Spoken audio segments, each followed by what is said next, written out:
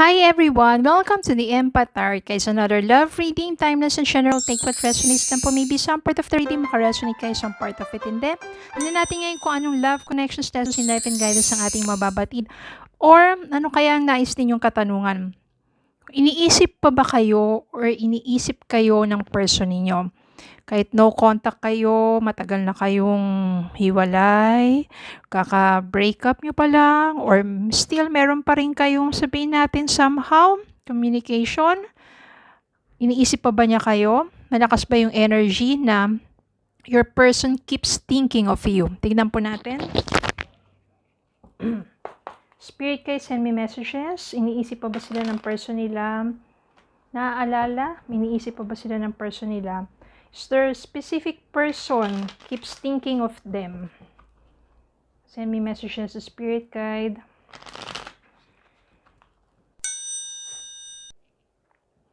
Ano ba yung mga signs na ang person ninyo is thinking of you? Spirit Guide, send me messages. Is there a person thinking of them?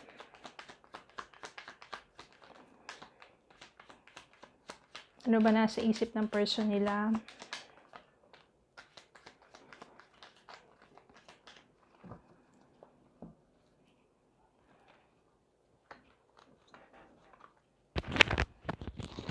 Ten of Swords. Ito yung maaring paghihiwalay ninyong dalawa. Ito yung pag-e-end ng inyong relationship or ng inyong connection. So painful yan. Queen of Cups. Maybe you still love this person kahit na naghiwalay kayo. Eight of Cups, maaring iniwan mo na kahit masakit because your relationship is not working out, or maybe yung person mo ang nag-iwan sa'yo. Eight of Swords, magkakaroon kayo muli ng communication.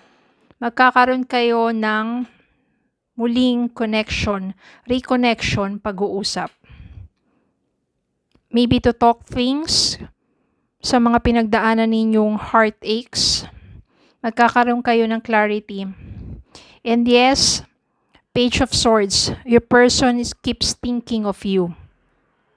Talagang iniisip kayo ng person ninyo. Tignan pa natin.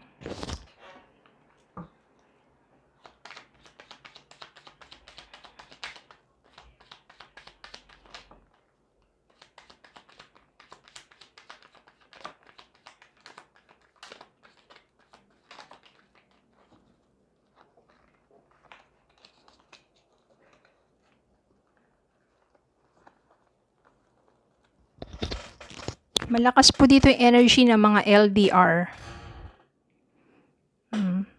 Tapos, yun nga, dahil malayo kayo sa isa't isa, maaring yung person ninyo nag-cheat sa inyo.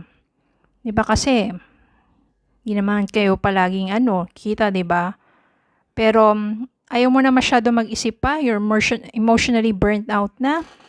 Gusto mo na lang pahinga, ang damdamin mo, ang isipan mo sa kung anumang bagay. Pero still, nais pa rin naman ng person mo to talk things. At ikaw rin naman, kasi you still love that person. Gusto mo pa rin naman na magkaroon kayo ng panibagong simula. Kasi meron pa rin fire dito eh. You still want to reconnect with this person. And judgment, maganda dito because maaring yung person mo nagkaroon na ng judgment. Maaring yung person mo namulat na, nagising na sa katotohanan sa mga kalokohang pinagagawa niya sa'yo. Kaya maaring iniisip niya to work things out at magkaroon kayo ng Six of Pentacles, give and take relationship. So maybe your person keeps thinking of you on how to work things out. Yung forgiveness na dyan, yung pag-uusap ng heart to heart. Maybe your person, mag-iisip yan ng paraan to talk to you, to reach out to you.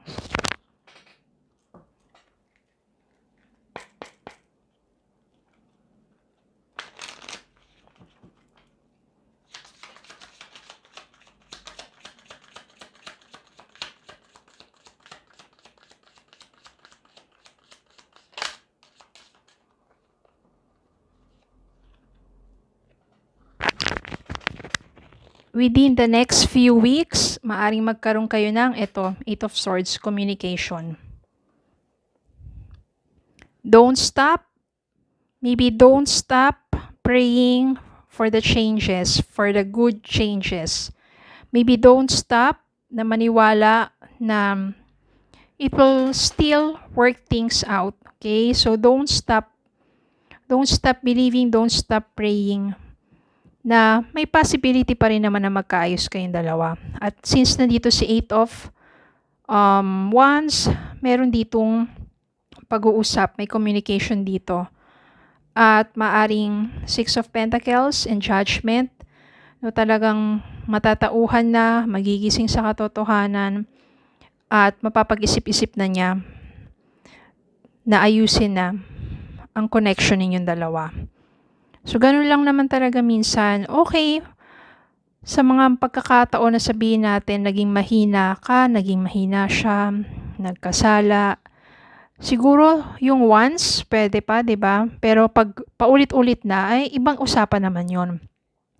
Okay, so ang importante magkaroon kayo ng heart-to-heart talk, pag-usapan ng mga hindi pagkakaunawaan, pag-usapan kung ano yung mga naging pagkukulang, pag-usapan kung ano yung nasa isip at damdamin ng bawat isa para maging maayos ang lahat.